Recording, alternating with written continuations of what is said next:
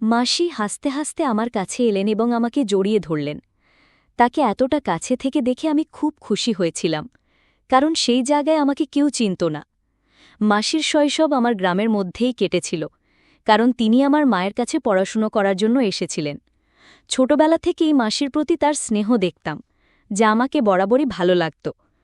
মাসির এমন আচরণ আমাকে খুব স্বস্তি দিচ্ছিল, কিন্তু বুঝতে পারছিলাম না কেন আমি তার প্রতি আকৃষ্ট হচ্ছি। বারবার মনে হচ্ছে মাসি যেন সবসময় আমার পাশে থাকেন এবং আমাকে জড়িয়ে ধরেন। সময়ের সাথে মনে হতে লাগল যেন আমি কারো ভালোবাসায় পড়েছি। এরপর একদিন মাসিকে নিজের বাড়ি ফিরতে হলো একটি জরুরি কাজের জন্য। তিনি আমাকে সঙ্গেও নিয়ে গেলেন। তার বাড়িতে পৌঁছাতে রাত প্রায় ৮টা বেজে গিয়েছিল। বাড়িতে পৌঁছে মাসি বললেন, চলো, কিছু খেয়ে তাড়াতাড়ি ঘুমিয়ে পড়ো, বাইরে প্রচণ্ড ঠান্ডা। আমি খাওয়ার জন্য না করে সরাসরি নিজের ঘরে চলে গেলাম। কিছুক্ষণ পর মাসি ঘরে এসে আমার বিছানায় একই কম্বলের নিচে বসে কথা বলতে শুরু করলেন। জীবনের নানা বিষয় নিয়ে তিনি আমাকে পরামর্শ দিচ্ছিলেন এবং তার স্নেহ মমতা প্রকাশ করছিলেন। তার প্রতিটি কথা আমার হৃদয়কে গভীরভাবে ছুঁয়ে যাচ্ছিল। তারপর হঠাৎ মাসি আমাকে, আমি একটি ছোট্ট গ্রামে থাকি। আজ আপনাদের সাথে আমার জীবনের একটি সত্য ঘটনা শেয়ার করতে চাই। কয়েক বছর আগে আমি এক আত্মীয় বিয়েতে তাদের গ্রামে গিয়েছিলাম। সত্যি বলতে বিয়েতে যাওয়ার বিশেষ ইচ্ছে ছিল না, কিন্তু মা বাবার জোড়াজড়িতে যেতে হয়েছিল। সেই গ্রামে আমার মাসির বাড়ি ছিল, তার নাম পূজা, এবং বিয়ের পর ৫ বছর কেটে গেলেও তার এখনও কোনো সন্তান হয়নি। মাসিও সেই বিয়েতে এসেছিলেন। আমি দূর থেকে তাকে দেখেছিলাম, কিন্তু তিনি আমাকে দেখেননি। তার শৈশবও আমাদের গ্রামের মধ্যেই কেটেছিল, কারণ তিনি আমাদের গ্রামের স্কুল থেকেই ১০ম শ্রেণী পর্যন্ত পড়াশোনা করেছিলেন। ছোটবেলা থেকেই মাসিকে আমি খুব পছন্দ করতাম, কারণ তিনি সবসময় আমার প্রতি খেয়াল রাখতেন। ৫ বছর পর মাসিকে আবার দেখলাম। বিয়ের কিছুদিন আগে শেষবার তাকে আমাদের গ্রামে দেখেছিলাম। এবার তাকে দেখে মনে হচ্ছিল যেন তিনি অনেক বদলে গেছেন। তার সৌন্দর্য দেখে আমি মুগ্ধ হয়ে গেলাম। তিনি যেন কোনো সিনেমার নায়িকার চেয়েও সুন্দর লাগছিলেন।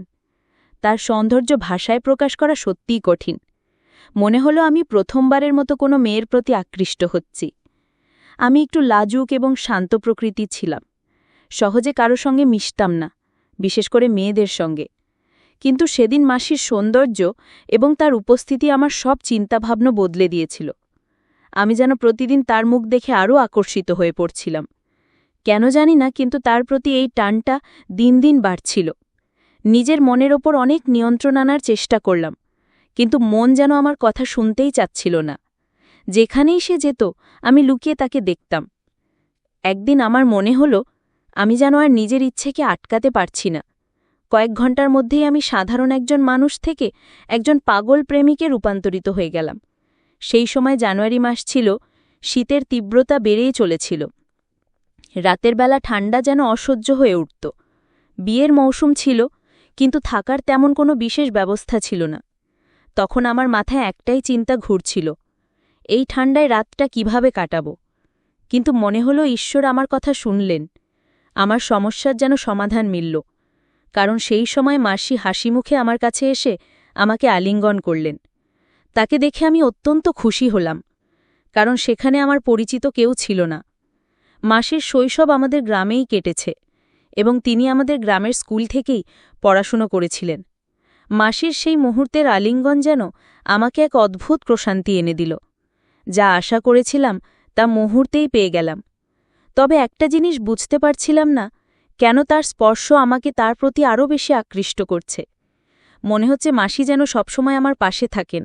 তার সঙ্গে সময় কাটাতে এক অন্যরকম আনন্দ অনুভব করছিলাম, যা আগে কখনো অনুভব করিনি। আমি যেন পুরোপুরি মোহিত হয়ে পড়েছিলাম। ঠিক তখন মাসি একটু দূরে সরে গিয়ে বললেন, কুনাল, তুমি কখন এলে? আমি উত্তরে বললাম, মাসি, আজই এসেছি। মাসি তখন বললেন, তোমাকে বেশ চিন্তিত লাগছে, কি হয়েছে? তখন আমি তাকে আমার রাতের ঘুমের অসুবিধার কথা বললাম। মাসি পারলেন, এতে চিন্তার কিছু নেই, তুমি আমার বাড়ি চলো, সেখানে তুমি নিশ্চিন্তে ঘুমাতে পারবে। কথা শুনে আমি খুব খুশি হলাম এবং মাসির সঙ্গে তার বাড়ির দিকে রওনা দিলাম। রাতের আধার ছিল আর রাস্তা ছিল সরু। মাসি বললেন, কুনাল, আমার হাত দাও, অন্ধকারে তুমি হয়তো পথ চিনতে পারবে না। তখন আমি তার হাত ধরার জন্য হাত বাড়ালাম। তার হাত ধরে এগিয়ে যাওয়ার মুহূর্তটি যেন আমার মনে এক নতুন অনুভূতি এনে দিল। তার নরম হাতে হাত রাখতেই মনে হল যেন এক অদ্ভুত শক্তি আমার ভেতর জেগে উঠেছে। তার হাত ধরে হাঁটতে হাঁটতে আমার মনে এক অসাধারণ আনন্দ হচ্ছিল। আমরা ধীরে ধীরে হাত ধরে তার বাড়ির দিকে এগিয়ে চলছিলাম। পথে দেখতে পেলাম আরও কিছু লোক তাদের গ্রামে ফিরছিল। আমরা সামান্য দূর হেঁটে যাওয়ার পর দেখলাম ৫-৬ জন মহিলা নিজেদের মধ্যে কথা বলছে।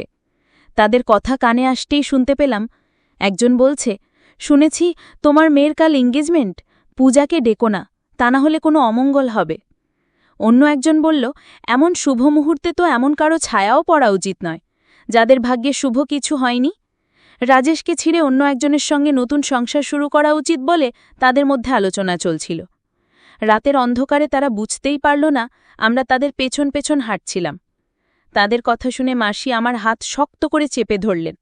মনে হচ্ছিল যেন তিনি অনেক কষ্ট সহ্য করছেন।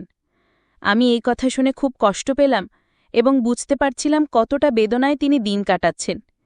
কিছুক্ষণ পর মাসি হঠাৎ কান্নায় ভেঙে পড়লেন। তাকে এতটা ভেঙে পড়তে দেখে আমিও বিচলিত হয়ে পড়লাম। আমি তাকে থামানোর জন্য বললাম, মাসি প্লিজ থামুন। তিনি থেমে গেলেন। আমি তার কাঁধে হাত রেখে বললাম, মাসি এদের কথা শুনে মন খারাপ করবেন না। আপনি জানেন এতে আপনার কোনো দোষ নেই। আপনি খুব ভালো মানুষ। বিশ্বাস করুন একদিন সব ঠিক হয়ে যাবে। আমার কথা শুনে মাসি কান্না করতে করতে আমাকে জড়িয়ে ধরলেন এবং বললেন, কুনাল, এটা নতুন কিছু নয়, আমার সাথে এটা সবসময় হয়। এখন আর বেঁচে থাকার ইচ্ছে নেই। তার এই কথা শুনে আমি তাকে আলতো করে দূরে সরিয়ে দিয়ে তার মুখে আঙ্গুল রেখে বললাম, মাসি এমন কথা আর কখনো বলবেন না। আমি তাকে অনেকবার বোঝানোর চেষ্টা করলাম। কিছুক্ষণ পরে তিনি শান্ত হলেন। প্রায় 10 মিনিট হাঁটার পর আমরা তার বাড়িতে পৌঁছালাম। বাড়িতে ঢুকে দেখলাম মেশো বাড়িতে নেই। আমি মাসিকে জিজ্ঞেস করলাম, মেশো কোথায়? তিনি বললেন, তোমার মেশো কাজের জন্য শহরে গেছেন, 4-5 দিন পরে ফিরবেন। আমরা বিয়ের অনুষ্ঠানে খাওয়া শেষ করে বাড়িতে ফিরেছিলাম। বাড়ি ফিরে মাসি আমাদের দুজনের জন্য দ্রুত বিছানা পেতে দিলেন। শীত প্রচণ্ড ছিল, তাই আমরা চাদরের মধ্যে ঢুকে গল্প করতে শুরু করলাম। বিভিন্ন বিষয়ে কথা বলতে বলতে হঠাৎ আমি জিজ্ঞেস করলাম, মাসি এত বছর পরও আপনার সন্তানের কেন হল না? আমার কথা শুনে মাসি খুবই দুঃখ পেলেন এবং আবেগ ভরে বললেন, কুনাল, কি বলবো তোমাকে, তোমার মেশোর মধ্যে একটি সমস্যা রয়েছে। তিনি কখনোই বিশ্বাসটি আমাকে বলেননি, কিন্তু একদিন আমি নিজেই জেনেছি তোমার মেশো যেই ক্লিনিকে টেস্ট করিয়েছিলেন সেখানে আমার এক বন্ধু কাজ করে। সেই আমাকে জানিয়েছে তোমার মেশো কখনো বাবা হতে পারবেন না। মাসি একটু থেমে আবার বললেন, আমি কখনোই এ নিয়ে তার সঙ্গে কথা বলিনি, তবে একটা জিনিস দেখেছি, তোমার মেশো বিভিন্ন সাধুসন্তদের প্রতি খুবই বিশ্বাস রাখেন। তাদের কথায় তিনি অনেক টাকা খরচ করেছেন। কেউ বলেছে 5 মাসের মধ্যে সুখবর আসবে, কেউ 3 মাসের মধ্যে, এমনকি একজন তো 1 মাসেই সুখবরে প্রতিশ্রুতি দিয়েছিল। তবে এইসব কথা শুনতে শুনতে 3 বছর কেটে গেছে। আমি জানি এসবের কোনো ফল হবে না। এই কথা বলার সময় মাসি কান্নায় ভেঙে পড়লেন। আমি তার এই কষ্ট দেখে নিজেও খুব খারাপ অনুভব করলাম। তখনই আমি আমার বিছানা থেকে আমি ধীরে ধীরে উঠে গিয়ে মাসির বিছানার পাশে বসলাম। তার চোখের জল মুছতে গিয়ে তার হাত ব্যবহার করলাম। যখন তার চোখের জল মুছলাম তখন তিনি একটুখানি হেসে ফেললেন। মাসি বললেন, কুনাল, তুই এখনও আমার কতটা খেয়াল রাখিস। আমি একটু হেসে দিলাম এবং আমার বিছানায় ফিরে যেতে চাইলাম, কিন্তু ঠিক তখনই মাসি আমার হাত ধরে বললেন, কুনাল, যদি তুই আজ এখানে না থাকতিস আমি হয়তো এমন কিছু করে ফেলতাম যা ভুল হতো। তুই সত্যিই খুব ভালো, আজ তুই আমাকে বাঁচিয়েছিস। তিনি আমার হাত নিজের হাতে নিয়ে বললেন, তোর মতো পুরুষ খুব কমই আছে যারা মহিলাদের কষ্ট বোঝে এবং তাদের অনুভূতিকে গুরুত্ব দেয়। তুই সত্যিই অসাধারণ। এই কথা শুনে আমার মনে এক অদ্ভুত আনন্দ হল। আমরা কথা বলতে বলতে মাসি আমার হাত আলতো করে চেপে ধরছিলেন। আমি তার দিকে কিছু বলার চেষ্টা করছিলাম, কিন্তু আমার মনে যেন এক বিশাল ঝড় উঠেছিল। মনে হচ্ছিল আমি তাকে স্পর্শ করতে চাই, কিন্তু নিজের ইচ্ছেকে দমন করলাম। মাসি তখন হঠাৎ বললেন, যে মেয়ে কোর সঙ্গে বিয়ে করবে সে খুবই ভাগ্যবান হবে। তুই নারীদের সম্মান করিস এবং তাদের অনুভূতি ভালোভাবে বুঝিস। তিনি নিজের চিন্তায় ডুবেছিলেন, কিন্তু হঠাৎ আমার দিকে তাকিয়ে বললেন, এই ঠান্ডা রাতে তুই কিছুই পরিসনি? এমন চলবে না কুনাল, চাদরের ভেতরে চলে আয়, বাইরে খুব ঠান্ডা পড়ছে। এই কথা শুনে আমার হৃদয় দ্রুত স্পন্দিত হতে শুরু করল। আমি কিছুতেই বুঝতে পারছিলাম না যে এইসব কিছু কেন হচ্ছে। আমরা তখন একসঙ্গে একই চাদরের নিচে বসেছিলাম। মাসি বললেন, সরি কুনাল, আমি শুধু আমার কষ্টের কথা বলছিলাম। এখন বলো, তোমার জীবনে কি চলছে? আমি উত্তর দিলাম, মাসি, আমি শুধু চাকরির খোঁজে আছি, কিন্তু চাকরি পাচ্ছি না। মাসি বললেন, কোনো চিন্তা করো না কুনাল, তোমার সামনে এখনো অনেক বড় জীবন পড়ে আছে, নিশ্চয়ই একটা চাকরি পেয়ে যাবে। এরপর তিনি আমার আরও কাছাকাছি এলেন, যেন আমাকে জড়িয়ে ধরলেন।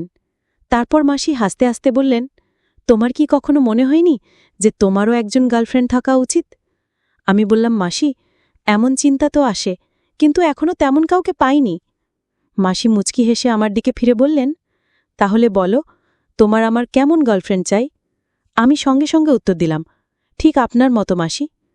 অবাক হয়ে হাসতে হাসতে বললেন, আমার মতো কেন? আমি বললাম, কারণ আপনি খুব সুন্দর, বুদ্ধিমতী আর মনের দিক থেকে অসাধারণ একজন মানুষ। মাসি মজা করে বললেন, তুই মিথ্যে বলছিস। আমি হেসে বললাম, মিথ্যে কেন বলবো মাসি? যদি আপনি আমার চোখ দিয়ে নিজেকে দেখতে পারতেন, তাহলে বুঝতে পারতেন আমি সত্যি বলছি না মিথ্যে বলছি। এরপর মাসি একটু থেমে জিজ্ঞেস করলেন, তুই আমাকে নিয়ে কি ভাবিস? আমি শান্তভাবে উত্তর দিলাম, মাসি, আমাকে আপনার খুব ভালো লাগে। ধীরে ধীরে আমার মনে হচ্ছিল মাসিও হয়তো আমার প্রতি একটু আগ্রহ দেখাচ্ছেন। বাইরে ঠান্ডা বাড়ছিল, আর ঘরের পরিবেশ যেন উষ্ণ হয়ে উঠছিল। মাসি হেসে বললেন, কুনাল, তুই প্রথম ব্যক্তি যে আমার এত প্রশংসা করল। তার মুখে এমন উচ্ছ্বাস ছিল যেন আমার কথাগুলো তাকে অনেক খুশি করেছিল। আসলে সবারই নিজের প্রশংসা শুনতে ভালো লাগে, আর আমার মাসি প্রশংসারই যোগ্য ছিলেন। আমি মাসিকে একটা কথা বলতে চেয়েছিলাম, কিন্তু কথাগুলো আমার মুখে এসে আটকে গেল। বুঝতে পারছিলাম না কেন, কিন্তু একটা জিনিস স্পষ্ট ছিল, আমি চাইতাম মাসি সবসময় সুখী থাকুক এবং তার সব দুঃখ ভুলে থাকুক। অবশেষে সাহস করে বললাম, মাসি, আমার একটা কথা বলার আছে, প্লিজ রাগ করবেন না। মাসি বললেন, বল কুনাল, তুই যা বলতে চাস। আমি বললাম, মাসি, আমি আপনাকে জীবনের নতুন সূচনা করতে সাহায্য করতে পারি। আমার কথা শুনে মাসি চুপ হয়ে গেলেন, আর আমি একটু নার্ভাস হয়ে পড়লাম। কিছুক্ষণ পর মাসি চুপ ভেঙে বললেন, কুনাল, তুমি যা বলেছ সেটা কি তুমি ভেবে বলেছ? আমি তোমার মাসি, স্ত্রী নই। তারপর মাসি কিছুক্ষণ নীরব থাকলেন, পরে বললেন, কুনাল, আমি ভাবছি এটা কি সঠিক হবে? আমি বললাম, যদি কোনো কিছু ঠিক করার জন্য সামান্য ভুল করতে হয়, তবে আমার মতে সেটা ভুল নয়। মাসি বললেন, তোমার কথায় যুক্তি আছে, কিন্তু আমাকে একটু ভাবার সময় দাও। আমি সম্মতি দিয়ে বললাম, ঠিক আছে মাসি, আপনি চিন্তা করে নিন। এরপর আমরা দুজন ঘুমিয়ে পড়লাম, কারণ পরদিন সকালে আমাকে একটি অনুষ্ঠানে যেতে হতো। পরদিন আমি খুব সকালে উঠে পড়লাম, কারণ সকাল 7টায় আমাকে বের হতে হতো। বের হওয়ার সময় মাসি বললেন, কুনাল, সন্ধ্যায় ফিরে আসতে ভুলো না কিন্তু। আমি তোমার জন্য অপেক্ষা করব। আমি মাথা নেড়ে বা রাতের সাথে বের হয়ে গেলাম। সেদিন মাসি অনুষ্ঠানে আসেননি।